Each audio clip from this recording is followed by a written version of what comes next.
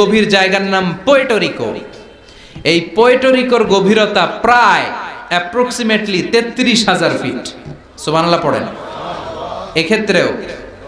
এক্ষেত্রেও পৃথিবীর সবচাইতে উঁচু পাহাড়টা মাউন্ট এভারেস্টকে আস্ত তুলে ধরে এনে আটলান্টিক মহাসাগরের সবচেয়ে গভীরতম জায়গা পুয়ের্টোর উপর যদি ছেড়ে দেওয়া হয়, এই আটলান্টিক সাগরও পুরো পাহাড়টা তলিয়ে যাবে। তার উপরে আরো পানি থেকে যাবে 4,000 ফিট। সুবহানাল্লাহ কইবেন না? গোটা পৃথিবীতে স্থল হচ্ছে মাত্র 30 ভাগ, 70 ভাগ হচ্ছে জল। 30 ভাগ স্থল, 70 ভাগ জল।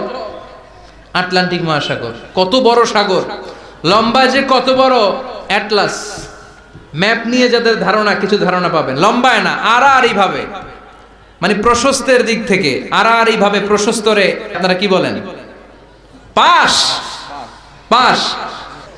প্রশস্ত, এই প্রশস্তকে আপনারা বলেন পাশ। এই পাশের দিক থেকে আটলান্টিক মহাসাগরটা কতটুকু পাশ, কতটুকু প্রশস্ত।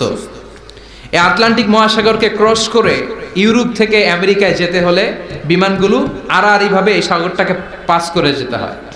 আগে যেত কনকর্ড, যেটা ঘন্টায় বিমানটা 1000 মাইল বেগে চলতো। ঘন্টায় কয় হাজার মাইল? যেই বিমানটা ঘন্টায় 1000 মাইল বেগে ছোটে, ওই বিমানটা দিয়ে আটলান্টিক মহাসাগরের পাশের দিক থেকে, লম্বায় না, পাশের দিক থেকে এই পাশ থেকে ওই পাশটা ক্রস করতে 4 ঘন্টা লেগে যেত।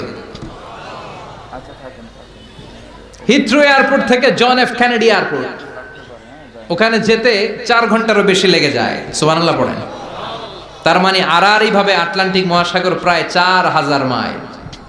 পৃথিবীতে মহাসাগর কি শুধু এই দুইটা, প্রশান্ত আর আটলান্টিক মহাসাগর? ভারত মহাসাগর আছে না নাই?